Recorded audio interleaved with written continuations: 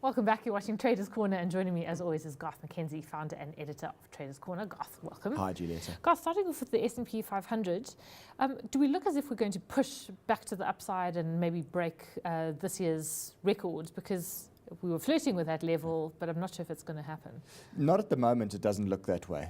So if you have a look at the graph that's up on the screen at the moment, here you can see this S&P 500 that's been trading in an upward sloping channel since basically April. And it's been quite well defined. You can see how the bottom end of that channel contains the lows and the upper end of the channel contains the highs. Recently, we've gone up and pushed up to the upper boundary of that channel, and we've now begun to move to the downside. Now, what was quite interesting is last week on Friday, there was a gap to the downside, which remains unfilled for the time being. So sort of breakdown gap. Now, there's a lot of lateral support there at 2,800. And I suspect we might go to that sort of area, and then we'll see what happens from there. If we hold 2,800, maybe we bounce and see what happens from there. Or alternatively, if we fail at that level and continue lower, then the bottom end of the channel comes in at around about sort of 2750, 2760, that sort of area. So it looks to me as if it is in consolidation mode at the moment. But overall, keep in mind that it still is a rising channel, and it's still higher lows and higher highs. So for the most part, this is still actually bullish. Yeah.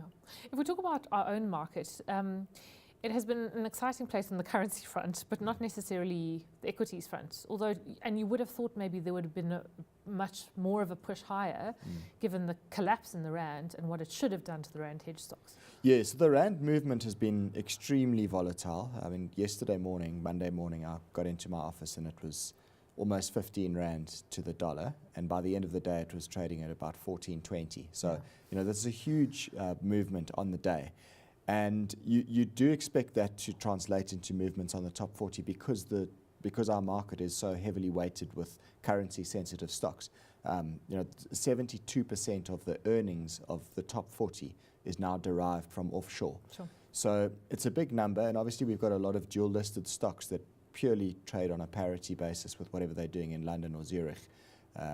So you do expect to see big movements as a result of the currency moving. Yesterday, our market did have a fairly broad range. It pushed out through the 51,500 area, which is the top of the little range that's been intact now for the last 3 weeks or so. That smaller range, I've been calling it a range within a range. That range is between 50,000 and up to 51,500, and we've been bouncing up and down in between those boundaries. Now, it did make an effort to push to the upside yesterday, but it couldn't hold on to those gains into the end of the session, and it's now come back inside of that range. So, from here, I'm not sure. Maybe if we continue to turn lower, then possibly we come back to the bottom end of this range. And a lot is going to depend on what the rand does. As you've said, the currency does have a tremendous effect on the top 40 because of the currency sensitive nature of a lot of the stocks there. Although maybe it is actually just too volatile, and that's part of the problem. So its extreme volatility is it's so off the chart that it's kind of broken. I think with the actual equities. Yeah, I think what you've also got to keep in mind when we're looking at a top 40 as an index of 40 stocks, you've got the sort of the opposite pull effect of those that are very currency sensitive, so the likes of your Billiton, Anglo's, British American Tobacco, Richemont, these sort of things that are dual listed and heavyweight stocks. But then on the other hand, you've also got your domestic stocks, your financials and retailers. And when the rand weakens substantially, those shares actually come under pressure. So you kind of find you have an offset where some of the currency sensitive stocks will push higher, but it'll be held back by the domestic stocks that are under pressure when the rand weakens. Yeah. Okay. Well, let's talk about some of the recent trades for the portfolio. And that was a short position that you took in Brent crude. Are you still in that trade, or have you closed that out? I've closed it out now over the last 2 days. Let's go through it quickly. I mean, what I'd identified was that the price of crude had broken below this upward trend. That uptrend actually goes back more than a year if we were to zoom right out on this chart. It then had a rally back up, and it failed at the underside of the 50-day moving average there, and I figured that was now a time where it was going to make another leg to the downside. And the chances were it was going to go down to the 200-day moving average there, which sits at about $69 per barrel. Now, I still think that's possible, but what's been getting me is the fact that there is this lateral support zone here from those prior highs that we saw in January. That comes in at $71 per barrel. And you can see how it's bounced off that $71 a barrel level a couple of times. And it's not going down to my target, and it seems as if there's buying evident at the sort of the lower levels there. So what I decided to do was actually to bank a profit on this. So we had gone short at $75.50, and what I decided to do was actually take the profit at $72. And look, I actually do think it's probably still going to go lower. I think it might well go down to the 50-day, to the 200-day moving average rather, and we could see a flush below $70 a barrel. But it's something I've been doing with a lot of our trades recently on the show, is when you get the bulk of the move that you're looking for, to then try and squeeze out that last little bit at the risk of losing the profit that you've now made, just seems a little bit silly. So I figured we're 3/4 of the way to our target anyway, with this having gone down there. May as well bank that profit and close the trade so we can at least put the money in the bank. So having closed it out at 72.03, it allowed us to bank $347 in profits. Which looks even better given where the rand is at the moment. Yeah, absolutely. Yeah, well, correct. Yeah, convert that back into rands and it's quite nice and juicy. So I'm happy with the trade, but I do suspect we might not have seen the end of this consolidation period for oil. And I suppose it's a trade that you could re-enter. Or, I mean, I suppose, before you've used time stop losses. So you've adjusted your stop losses. So that, I guess, was an option. But maybe, as you say, better to have a few shekels in your pockets. Yeah, that's right, exactly. I'm happy to have banked it. Look, if it goes back up and it tests the underneath of the 50-day moving average again there, that's the blue line, and fails and reverses down, then I might have another go at it because it still is making falling highs. So at some stage, I suspect it might actually go down and flash through that 200-day moving average. Yeah. Garth, now last week we highlighted 2 shares to watch, and you have actually entered a trade into American Express. So just remind us why this stock caught your eye. Yes, so this is listed on the New York Stock Exchange. American Express is a company I'm sure most people are familiar with. What I liked about it technically was that it is in a rising trend. You can see that quite clearly illustrated with that black upward trend over there. And then what had happened over the end of July was the share price had pulled back quite sharply into that upward trend, and it had formed a falling wedge pattern. Now, a falling wedge is usually a continuation pattern within a rising trend. Usually they will break to the upside and they'll go and retest the previous high, if not go on to even new highs. So having seen that, I was quite keen to enter a trade, having seen it breaking to the upside. I went in there eventually at $100.60, and I'm using a stop loss at $98.50. Now, what I'm looking for here is a move to target $104.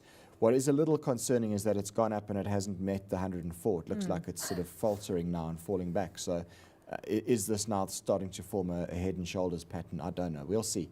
But I've got my stop loss in place. I've got my risk management in place. We've only taken a fairly small position here. So I'll keep an eye on it. It would be nice if we could get that $104 target, but if not, well, we've given it a bash anyway. Yeah, well, take us through the mechanics of that trade and also the risk that you've taken on the position. Right, so we're long at $100.60.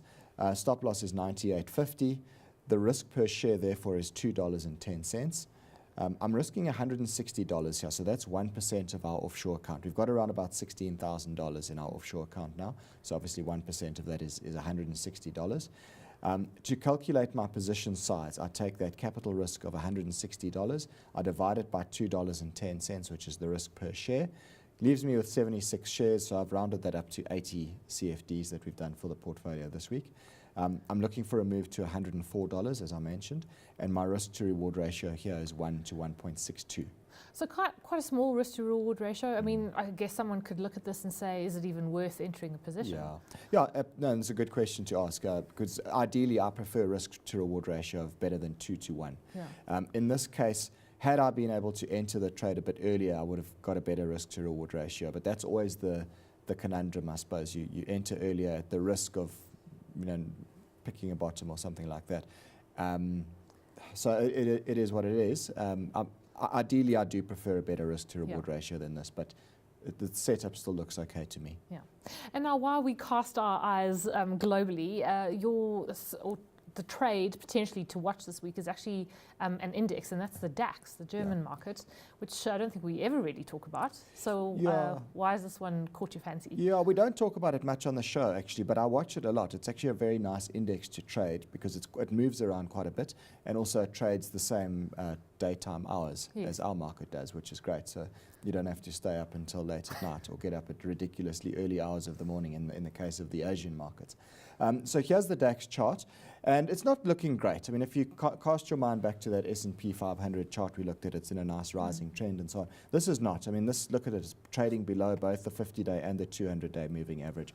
It is fairly weak on an absolute and a relative basis. What gets my attention here is the fact that it's formed a head and shoulders pattern over the last month or so. In fact, not even a month, it's about 3 weeks. And it's begun to break to the downside. So the move below 12,500 there is a break below the neckline of that head and shoulders pattern. That actually projects down to 12,100, which conveniently is also where that June low comes into play. Yeah. So my thinking is that if we see this rallying to test the underside of this neckline at about 12,500 or thereabouts, and then reversing down, then I would look to put a short trade on and look for a move down to that target. So that's what I'm going to be keeping an eye on for this week, and other viewers that might be interested can also keep an eye on it. And there's a chance, if it does that, there's a chance we might actually enter a trade this week. I mean, do you have a fairly do you take quite a broad look at some of the European indices? Because they can be fun to trade. I mean, I imagine the Italian market is quite volatile and can pay off if you call it right. Yeah, look, you've got, I mean, this is the main, sort of the biggest index in terms of European geography. But then you've also got the broader ones, so the Stocks 50, the Stocks 600, which look at European markets. You've got the FTSE in London, you've got the CAC 40 in France. The SMI in Switzerland. So there's a whole bunch of them across Europe that are indeed tradable. But the DAX, I must say, has got a nice fluidity to it, and it actually is a nice index to trade. Yeah. Okay, so it's been quite busy in the offshore portfolio after, I suppose, a long fallow period. Garth, what do the portfolios look like at the moment? Okay, so our South African portfolio hasn't changed now for about 2 weeks. It's probably time we maybe started to focus locally again from next week potentially, but we're still sitting up 17.5% for the year to date here. And then on our offshore portfolio, we've managed to at least get the ticker moving forward a bit. Yeah. So we've banked profits on Brent crude, and now we're in the money on that American Express trade. So we're up 7% for the year to date on the offshore portfolio, which is not huge, but I think it's also in the context that we haven't been massively active on this offshore portfolio. Yeah, not too shabby. And I suppose just one last question before we talk about a course of yours that's upcoming. Were you at any point tempted to trade the rand in the last couple of days, or is it just too all over the place? It's all over the place. I think, had I been awake at midnight on Monday night, I would have probably wanted to actually fade that very sharp move weaker in the rand, because we see that happen from time to time where the rand literally blows out and then it comes back aggressively. So when it was sitting north of 15 to the dollar, that would have been an opportunity to try and fade that, but that happened when we were all fast asleep.